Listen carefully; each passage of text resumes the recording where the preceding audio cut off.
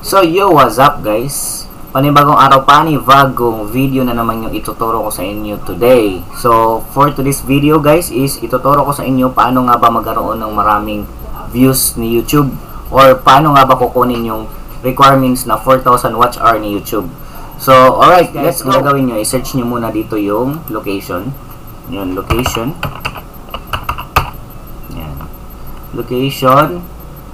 Tapos tayo lang natin, click mo dito yung change. Yan. So, yung sa akin dito is naka-turn off na. Yun. So, turn off natin siya. Yan. So, yan lang yung gagawin natin. So, second is, punta tayo dito sa Google Chrome. Yun. Pagkatapos sa Google Chrome, guys, click nyo yung 3 dot dito sa gilid. So, punta nyo yung, click mo yung history. Yun. History nya. Yan. Pagkatapos nyan, kita nyo naman dito yung clear browsing data. Click mo siya. And then, ilagay nyo siya dito sa all time. Yan, all time. Pagkatapos, clear mo siya. Yan. So, minsan yung iba, nag-clear lang siya, hindi siya pumupunta dito. Close mo lang yung, i-close mo lang yung browser. Yan, close mo yung browser niya. Pagkatapos nyan, open nyo siya ulit. Yan. So, third is, punta kayo dito sa YouTube.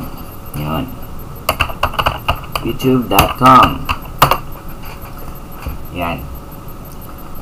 So, antayin lang natin. Pagkatapos nyan, guys, as you can see, kita nyo naman dito na merong page sa taas ng YouTube. Yun, page. Kasi, nalolocate ni YouTube yung location mo. So, ang gagawin nyo, guys, is click mo yung katabi ng sign in. Yung 3 dot dito. Yun, click mo yung 3 dot. Tapos, tingnan nyo yung language niya kung anong gusto nyo na language. Kung dito ka sa Pilipinas, wag mong ilagay sa Pilipinas yung Filipino. Yung ilagay mo English lang. So, ito naka-English na siya. Tapos, yung location mo, guys, change mo yung location niya. Yun. Ito yung location. So, sa akin dito, ilalagay ko United States. Yan. As you can see, guys, nawala na yung PH dito sa taas ng YouTube. So, hindi na kayo malolocate ni YouTube niyan. So, double check mo siya ulit. Click mo yung 3 dot. Nakalagay sa language is English na siya. Tapos United States na. So, okay na yan. So, fourth guys, yung gagawin nyo, pang-apat is, search nyo yung channel nyo. For example, yung sa akin dito, Kabunak TV. Yan. So, search natin siya. Kabunak TV. And then, yun, lumabas na yung Kabunak TV. So, wag mo muna siya i-click dito guys. Hanapin mo muna yung filter niya. Yun, filter. So, click mo yung filters niya. Ayun. Tapos, pagkatapos mo maklik yung filters niya, click mo yung channel. Yun. Hanapin niyo yung channel niya. Yan. So, pagkatapos niyan, guys, lumabas na yung channel. Yun, ito. Oh, lumabas pala dito sa Danjo TV, oh. Oh, shoutout kay Danjo TV dyan.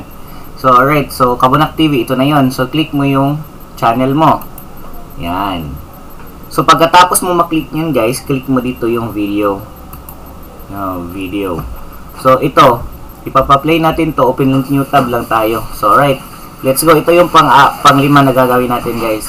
So, right-click mo siya. Click mo yung open link new tab. Yun. Pagkatapos mo maklik open link new tab, guys, click mo muna dito sa taas. So, i-mute mo muna siya. Yun. I-mute mo muna siya. Yan. Para hindi maingay. Maingay kasi yan. So, alright. Balik tayo dito. So, mag-open link new tab tayo, guys. 20. So, 2, 3, 4, 5, 6, 7, 8, 9,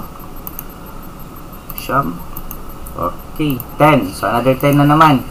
1, 2, 3, 4, 5. Depende yan, guys, ha? Kung kaya ng computer nyo, kahit 50 pa yan. Yung sa akin kasi pwede kahit 50. Yan. Pwede to sa akin kahit 50 na naka-open link new tab. Nakadepende sa browser ko kung ilan yung kaya niya i-play dito na open link new tab. Kasi yung iba nagsa-stop na siya kahit ilagay natin 100 na, nagsa-stop na dito sa gilid. Yun. Yung sa akin kaya niya kasi meron akong GPU eh. So, depende yan sa specs ng computer niyo. So, right. Ito lang muna. Basta nakadepende yan sa inyo. So, i-click mo siya isa-isa. Ayun, naka-play yan. May advertise pa. Ayun, naka-play yan. Yan, naka-play na. Yan. Yan. Yan. Yan. Yan, naka-play na yan lahat. O, di ba? So, ilang browser ba? So, example guys, meron kang 1 hour na video. Mas maganda to gawin guys kung 1 hour yung video nyo. Kasi, pag naka-play yan, 1 hour na video, tapos 10 yung browser na open mo, or 20 na browsers ang na-open mo, link, 20 na links yung na-open mo, sa isang oras lang, meron kang 20 hours na. Di ba? So, mas mabilis. Or, sa isang oras lang guys, meron kang 50 hours kung 50 open link new tab yung ginawa mo dyan sa, sa isang browser mo. So, ang kagandahan nito guys, kung malakas yung computer mo, maganda yung specs ng computer mo, ilan na browsers yung gagawin nyo? 50. So, meron kang 50 hours per 1 minute.